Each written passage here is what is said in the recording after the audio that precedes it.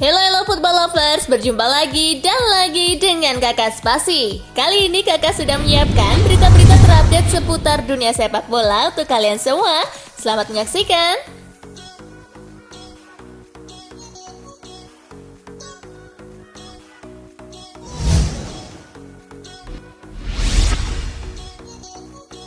Aston Villa siapkan 802 miliar rupiah untuk mahar Tammy Abraham. Aston Villa akan memecahkan rekor transfer klub dengan memboyong Tammy Abraham dari Chelsea.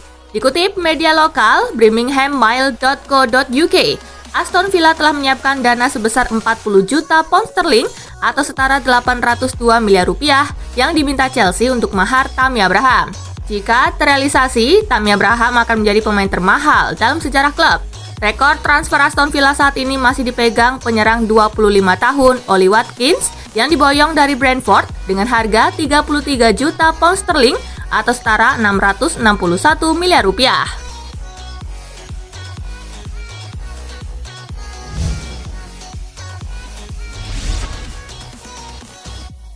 Anthony Martial jadi tumbal kedatangan Jadon Sancho di Manchester United. Transfer Jadon Sancho ke Manchester United memakan korban. Anthony Martial dikabarkan bakal ditumbalkan untuk transfer tersebut. Manchester United bakal menjual Martial di musim panas ini. Martial bakal disingkirkan dari lini serang MU untuk memberikan ruang kepada Jadon Sancho. Penjualan Martial juga ditunjukkan agar Setan Merah memiliki tambahan dana transfer. Ini dikarenakan transfer Sancho memakan dana yang cukup besar.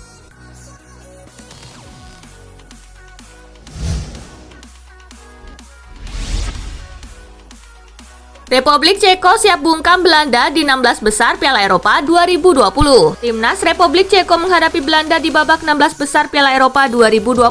Kedua tim akan saling berhadapan di Puskás Arena Budapest. Melihat penampilan di fase grup, Belanda mungkin lebih diunggulkan untuk menang ketimbang Republik Ceko. Akan tetapi, Jaroslav Šilhavý mengklaim timnya akan sama sekali tak gentar dengan pendapat tersebut. Šilhavý mengatakan saat ini timnya tengah melakukan segala persiapan, salah satunya mempelajari permainan lawan secara rinci.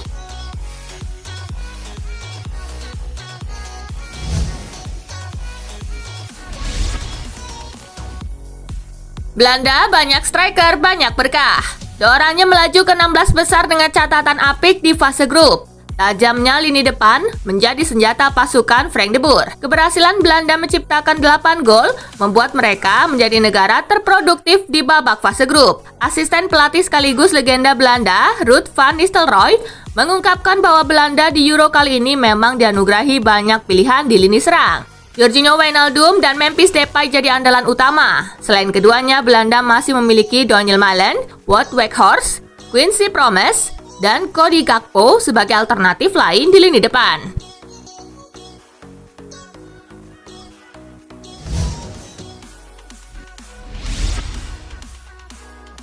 Wales versus Denmark, sikat Sinaga 4-0, tim dinamit ke perempat final. Pada pertandingan 16 besar yang dihelat di Johan Cruyff Arena, Denmark tampil lebih agresif. Kasper Dolberg jadi pahlawan Denmark lewat 2 golnya di masing-masing babak, tepatnya di menit ke-27 Here's Dolberg, and that's a wonderful finish.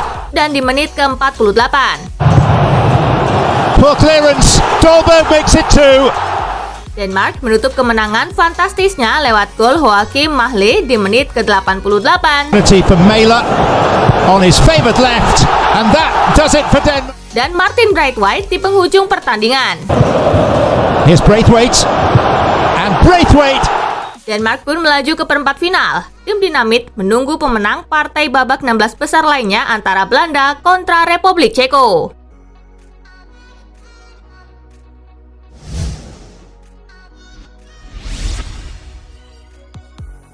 Italia versus Austria, Glazuri menang 2-1 lewat perpanjangan waktu. Italia menghadapi Austria di Wembley pada laga 16 besar Piala Eropa 2020. Pasukan Roberto Mancini lebih dominan dalam melancarkan serangan. Austria juga sesekali mengancam. Meski sama-sama punya peluang, tak ada gol yang tercipta hingga waktu normal berakhir. Hal ini membuat laga harus dilanjutkan ke perpanjangan waktu. Kebuntuan pecah melalui Federico Chiesa di menit ke-95. Bouncing up at him, he did really well. He did exceed. Italia bisa menggandakan kedudukan di menit ke-105 dari Matteo Pessina. They're all waiting for it to drop. Austria hanya bisa mampu menepis ketinggalan dari gol Sasa Kaladzic di menit ke-114. Produce the corner which he takes. Oh, and they've got to go back. Italia lolos ke perempat final untuk berjumpa pemenang laga Belgia versus Portugal.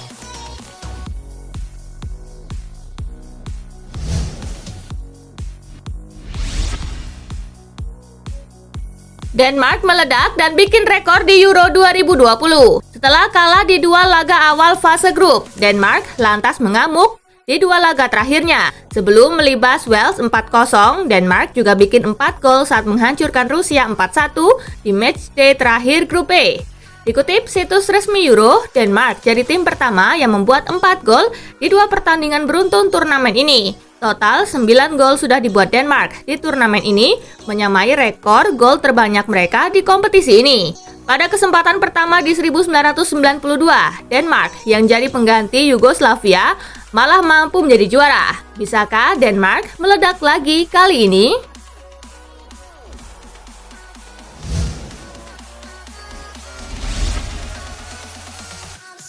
Kilo Dolberg berkah di balik cederanya Poulsen. Kisah kepahlawanan Dolberg di laga ini bisa dibilang menjadi berkah terselubung dari cedera Yusuf Poulsen.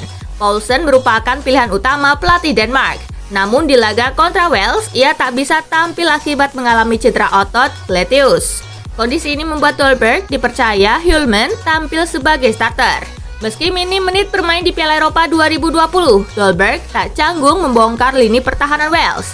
Berkat performa apiknya tersebut, UEFA menganugerahi gelar Star of the Match laga Wales versus Denmark kepada Dolberg. Dolberg tampak tak menyangka dengan keberhasilannya tersebut. Ia menyebut ini adalah hal gila.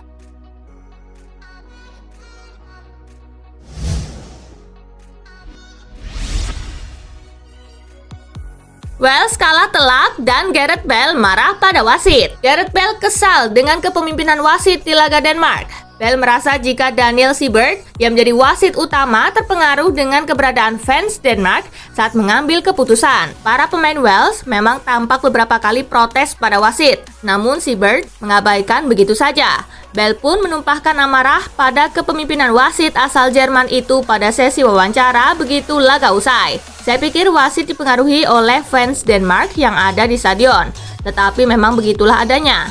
Tidak ada gunanya membuat alasan sekarang, itu sudah selesai, ucap Bale dikutip dari BBC Sport.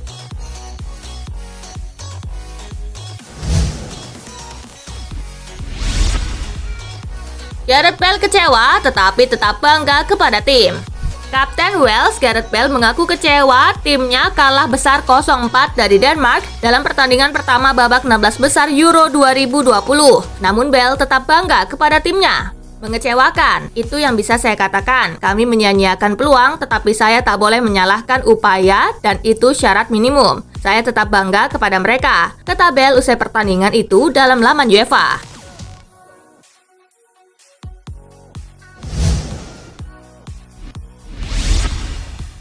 Italia pecahkan rekor tidak kebobolan terlama. Timnas Italia mengalami kesulitan menghadapi timnas Austria di babak 16 besar Euro 2020. Sampai menit ke-90, Italia gagal mencetak gol ke gawang Austria sehingga pertandingan di waktu normal berakhir 0-0.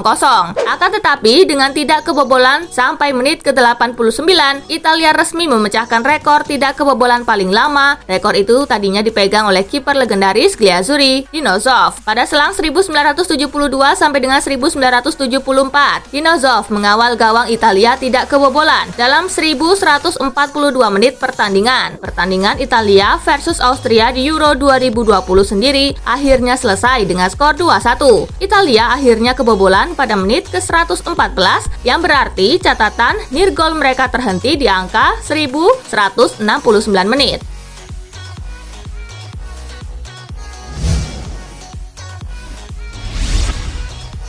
Thomas Müller sudah siap hadapi Inggris. Pemain depan Jerman Thomas Müller sudah pulih dari cedera lutut dan siap kembali bermain pada babak 16 besar Euro 2020.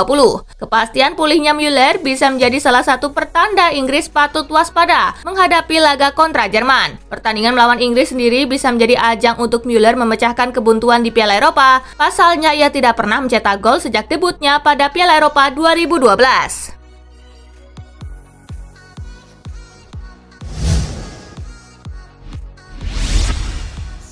Eden Hazard tak bisa nikmati hidup akibat cedera di Real Madrid. Pelatih timnas Belgia Roberto Martinez mengakui bahwa dirinya sangat khawatir dengan cedera yang dialami Eden Hazard selama di Real Madrid. Bahkan Martinez merasa Hazard tak bisa menikmati hidup akibat cedera tersebut. Ini adalah kali pertama dalam karirnya di mana Hazard harus berjuang dengan cedera yang kambuh. Atas dasar tersebut, Martinez mengatakan bahwa mental Hazard telah terpengaruh akibat masalah cedera tersebut. Cedera mengerikan tersebut sempat membuat Hazard kehilangan satu tempat di timnas Belgia. Namun, jelang Euro 2020 kondisinya perlahan membaik dan ex pemain Lille itu sukses mengantarkan The Red Devils lolos ke 16 besar berkat 3 penampilannya dan sumbangan 1 assist di babak penyisihan grup.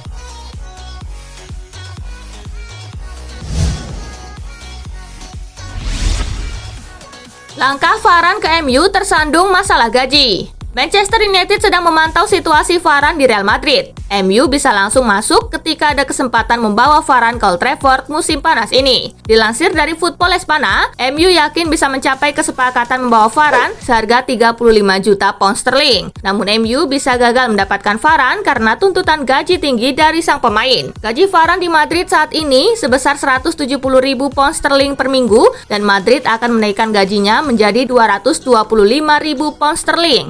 MU dilaporkan bisa memenuhi gaji 225.000 pound sterling. Tetapi pemain 28 tahun tersebut ingin mendorong mendapatkan gaji 400.000 pound sterling per minggu jika ingin pindah ke MU. Angka yang fantastis di saat MU tengah kesulitan finansial karena pandemi COVID-19.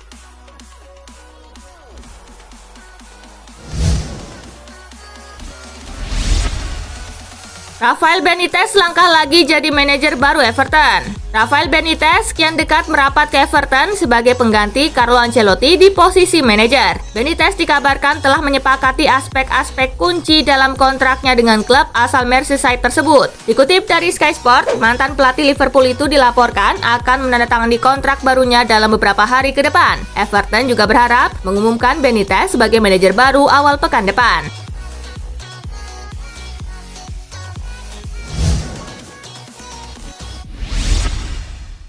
Aston Villa ingin pertahankan Grealish dari incaran City. Aston Villa mulai melakukan langkah pengamanan untuk Jack Grealish yang diincar Manchester City. Villa dikabarkan mulai buka pembicaraan dengan Grealish untuk memperpanjang kontraknya. Dikutip dari Sky Sport, Villa tidak akan menerima pendekatan apapun untuk pemain berusia 25 tahun tersebut. Karena itu, Villa ingin menggawangi Grealish dengan kontrak baru. Grealish telah berada di Villa sejak usia 6 tahun. Klub yang bermarkas di Villa Park itu bahkan telah mendatangkan Emi Buendia dan Ashley Young untuk bisa meyakinkan Grealish tetap bertahan di klub.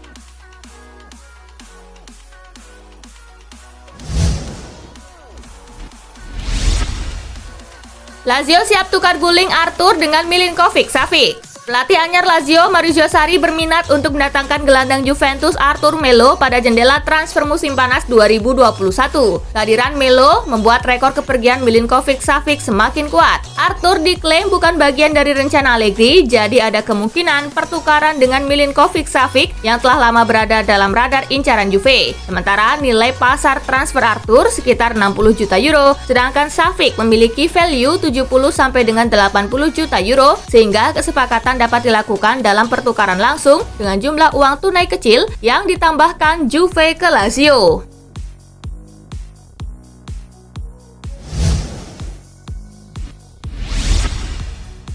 AC Milan tunggu penawaran menarik untuk Hauge. Jens-Peter Hauge yang merupakan winger potensial AC Milan ini tengah menjadi aset panas jelang dibukanya bursa transfer musim panas mendatang. Namun dilansir dari La Gazzetta dello Sport, kompatriot Erling Haaland di timnas Norwegia itu tak masuk dalam daftar jual, namun AC Milan dilaporkan siap mempertimbangkan tawaran untuk sang pemain. Laporan dari Football Italia menyebutkan jika Hauge menjadi pemain yang diperebutkan oleh 4 klub mediocre Eropa yakni Wolfsburg, Bayer Leverkusen, Udinese, dan Watford. Khusus untuk Wolfsburg, agen Hauge kabarnya baru saja terpantau berada di tempat latihan klub yang pada musim 2020-2021 kemarin finish di posisi keempat itu.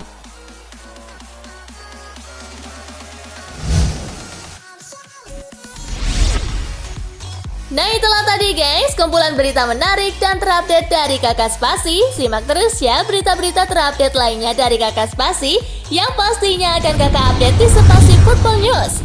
Tapi jangan ditinggalin ya channel Spasinya, karena kakak akan update juga tentang fakta-fakta menarik seputar sepak bola dunia. Dan jangan lupa untuk terus di like, comment, share, dan juga subscribe ya. See you guys!